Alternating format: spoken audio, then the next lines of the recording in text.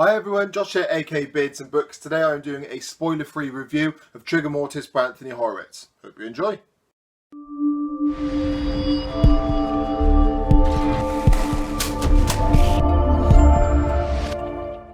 So for those of you that haven't heard of Trigger Mortis, this is a novel in the James Bond series written by Anthony Horowitz. Now, a couple of weeks ago I read and did a review of Forever and a Day, which is the origin story of James Bond, also by Anthony Horowitz. I actually really enjoyed it. I'll leave a link above if you haven't seen it already if you wanted to check it out. Following Forever and a Day, I thought I'd look at other James Bond stories written by Anthony Horowitz. I'm not going to go back and do the originals because I don't like James Bond quite that much, but I'm going to do any of the newer novels that come out in the future. Looking back at older novels that Anthony Horowitz did, he also wrote Trigger Mortis, which follows on from the Goldfinger storyline. So I'm going to break this review down. I'm going to do any positives, any negatives, and a brief summary of the story. As I said, I'm going to keep it light because I'm going to go spoiler-free for this one. If you've got any questions that you want to ask me, let me know down in the comments. But to avoid ruining it for anyone that wants to read the book, I will keep it spoiler-free. So as I mentioned, Trigger Mortis follows on from the Goldfinger storyline. So following Goldfinger, Bond has time off, blah, blah, blah, goes back to London and is given his next assignment. So the main story, and this is not a spoiler because you can read it literally on the back of the book, is Bond and Jeopardy Lane, who is the Bond girl in this story, have to stop an attack on New York, which would destroy the Empire State Building. Obviously, in true Bond style, we have a main bad guy. I'm not going to give you his name because it's not initially obvious at the start of the book, who, through his own history and his own backstory, wants to take revenge on America. It's quite a standard trope. It's quite a standard cliched approach to bad guys, but given that it's James Bond, I don't think anyone would really expect anything different.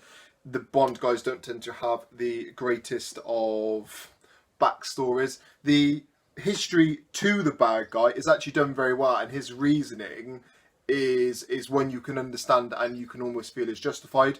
I didn't love the character of the bad guy. He was a bit too one-dimensional for me, but I will touch on that later on in the story. So I'm going to start with positives. So as I mentioned, I read Forever and a Day a couple of weeks ago, and I actually really enjoyed it. It was the origin story of how James Bond becomes 007. It was done very well. It was very well written, I found, by Anthony Horowitz. And that made me want to explore the world of James Bond through Anthony Horowitz more. Picking up Trigger Mortis, initially, I didn't have that same feeling. I know this sounds weird, me doing it in a plus point.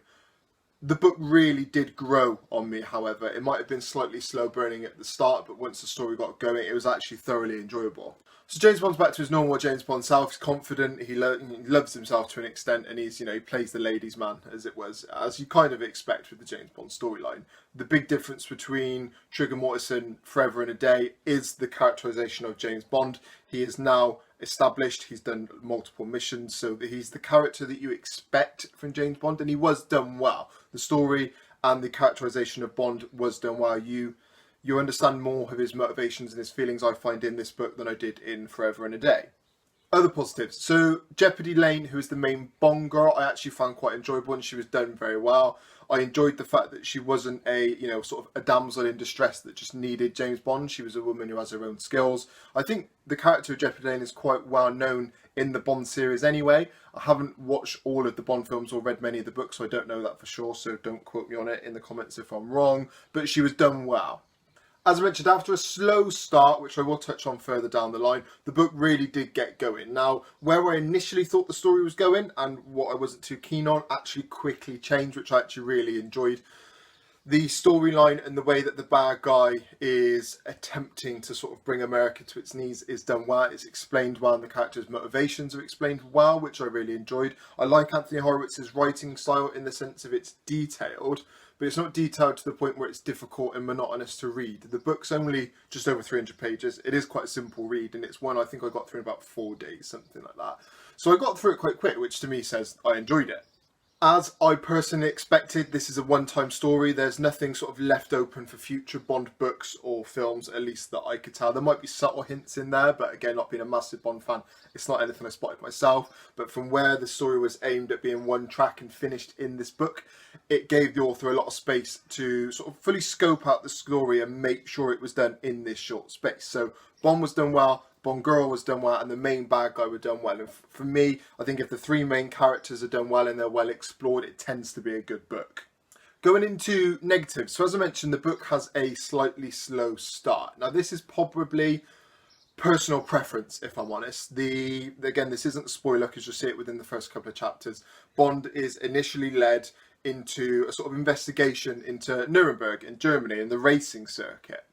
Personally, the detail that was put into the car, the training, the laps Bond has to do, I didn't find enjoyable. I'm not much of a car man, so it's probably is just personal preference. Anyone that enjoys car racing, F1, Nuremberg, something along those lines, will probably enjoy that part of the storyline a lot more than I did. But it was very detailed, which again is a compliment to Anthony Horowitz's writing, but from where I'm not interested in car racing, it was just a little bit slow for me. The bad guy. So in any James Bond or spy novel, the bad guy is just as important, if not the most important character in the book, because their history and their story really carries you through the book, I personally feel. Now, the bad guy in this book had very good motivation, fully understood why he wanted to do what he wanted to do, and even the way that he was doing it. Obviously, everything's big and everything's in your face because it's a James Bond book. It's not going to be someone just walks into a shop and starts kicking off. There is a big storyline to it. The way he planned his attack was well thought out. It made sense. It's something scarily I could see happening, which is quite a scary thought when you think about it.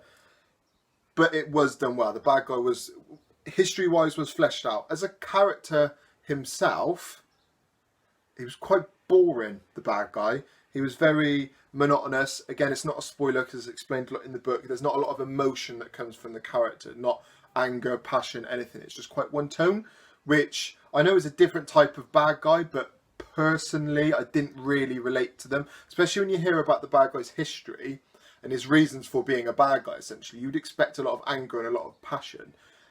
And it wasn't there for me.